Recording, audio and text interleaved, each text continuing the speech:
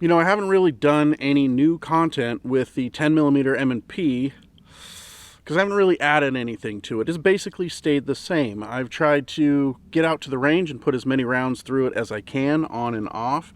But as a lot of you may know, 10mm is not the cheapest round to just go plinking with. I brought enough ammo with me today that we will officially hit 3,000 rounds with the 10mm M&P, so we might as well just get started, put some rounds through this bad boy, get out of this frigid friggin' cold, back to the office, and tell you what I think.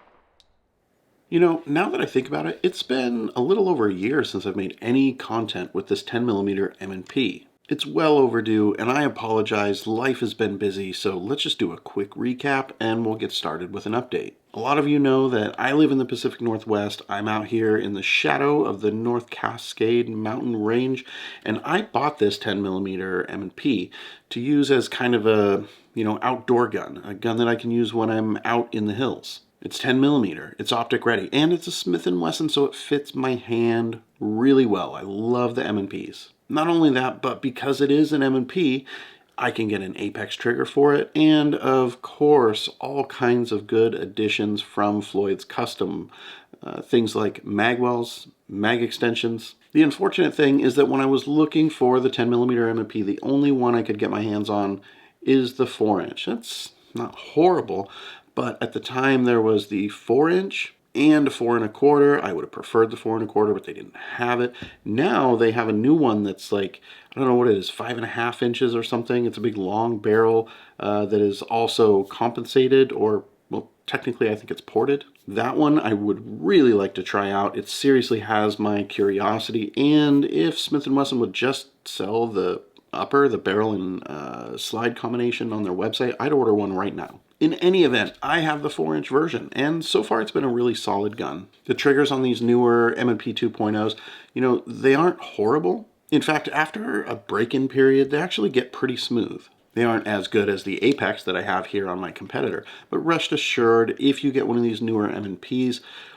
and you don't like the trigger, after a brief break-in period, it is going to get better. I did actually buy an Apex trigger kind of specifically for this gun, but like I said, it's kind of an outdoor gun for me, and I've come to the conclusion that I don't necessarily need to put the Apex trigger in this 10mm. The big thing that isn't going to change as you break in this gun is the amount of take-up that the trigger has. For most of my guns, I do prefer to get rid of that take-up. I'm not a big fan of having to pull the trigger so far before I hit the wall. Because of what I've purposed this one for, strictly for hiking and outdoor type use, I'm going to go ahead and keep the amount of take-up that's in there. I'm going to take that Apex trigger that I have put to the side, and I'm probably going to go ahead and order a 4 1/4 inch 9mm M&P just to use with that trigger. I know that seems excessive, but that's a whole different video altogether.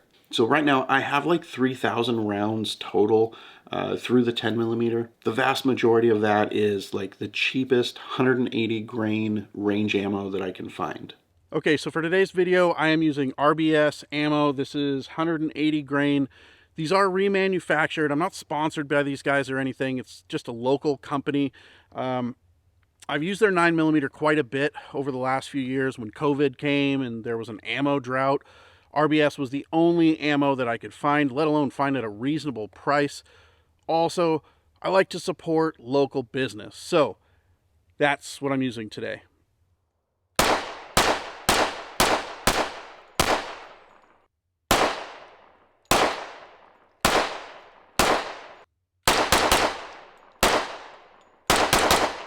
Let's face it, nobody can really afford to put the high-powered, full-strength 10mm ammo through their guns all the time. Sure, I have ran some of that through this gun. I've used some hardcast, I've used various different like self-defense type ammos through it. I actually have like 2 boxes of the Underwood Extreme Penetrators, I think it is. Those are sitting in a box over there. I put those in it when I'm actually hiking, but that's not the kind of ammo that people regularly target shoot with. I mean, some of that stuff that I've used is over $2 a round. Now, anybody out there that's saying that all they put through their 10 millimeter is the full power, defensive, hard cast, 10 millimeter ammo, and they have these crazy round counts, to be honest, they're just full of shit. I watched one recently where the guy was talking about how he had like 5,000 rounds of hard cast ammo through his 10 millimeter, and I did some quick math on that after doing a little web search to see what that brand cost, and it's just not feasible. Nobody's doing that. When you guys watch those videos, just do the math for yourself and decide whether or not those people are being completely honest with you. That being said, I really only have maybe a few hundred rounds of that ammo through my gun.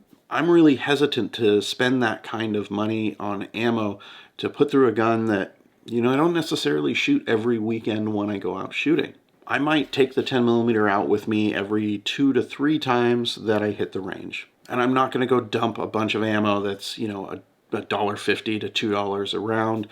I'm going to shoot the cheap stuff. From the heavy duty ammo that I have used, the full strength stuff, I can tell you that I haven't had any issues. I've seen people complain about the feeding issues, and that's not something that I've personally experienced for myself. One of the things that I have seen for myself is that those more powerful 10 millimeter rounds coming out of the 4-inch M&P, the 4-inch M&P has a real attitude with that ammo, as far as recoil goes. I'd be willing to bet that's why Smith & Wesson came out with that longer barreled ported version. The more expensive, more high power 10 millimeter ammo tends to come in boxes of 20. And when I shoot that stuff, it's like a box here, a box there, maybe once a month I might get some of that stuff and take with me. I'm damn sure not sitting down and burning through a couple hundred rounds of that stuff in one session. Believe me, you wouldn't want to with a 4-inch M&P. Good news though, if you have this gun, or even the 4 1/4, and you want to tame that recoil a little bit, Floyd's Custom Shop does port the 10 millimeter M&P. Of course, I do have the Floyd's Custom Magwell and the mag extensions for this gun. I definitely recommend that you guys go check those out. Apparently it's still hunting season or whatever. Had a few trucks drive by. I don't think they're real happy with me, but what can you do? If you're trying to hunt by an area that is known for being a target shooting area, you're in the wrong spot, buddy.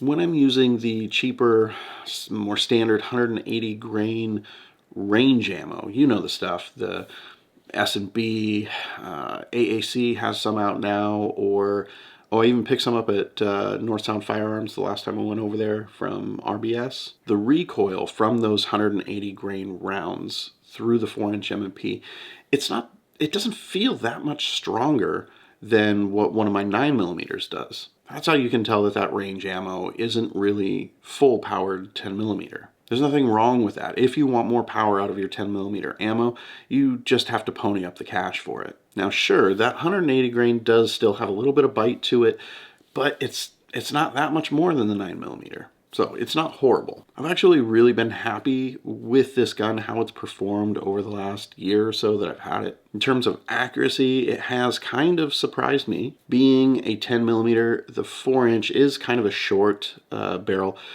but it does not disappoint when I take it to the indoor range. That's when I can really see what the accuracy level is with this gun. And again, I'm happy with it. Whether I use this gun for self-defense or out in the woods for wild animal defense, I am absolutely confident that my shots are going to go where I want them to go. Maybe that's because I have the Holosun 507C mounted to the 10 millimeter. Maybe it's because I use the C&H precision mounting plate instead of the plastic one that comes with the core system. Who knows? What I do know is this. I've seen the comments, and there's a lot of people out there who have this outlook that if you're going to have a 10 millimeter, if you're going to trust a 10 millimeter, it has to be a Glock. I don't agree. Quite frankly, I think that line of thinking is bullshit. I've spent the last year pumping ammo through my Smith & Wesson 10mm M&P, and my experience has been nothing but positive. Now, I have seen other people online who have had little issues here and there. Mine has done really well. I do think that the mags could use a slightly stronger spring. You can remove those and you can give them just a little bit of a stretch, and it's gonna give them that extra bit of power that they need.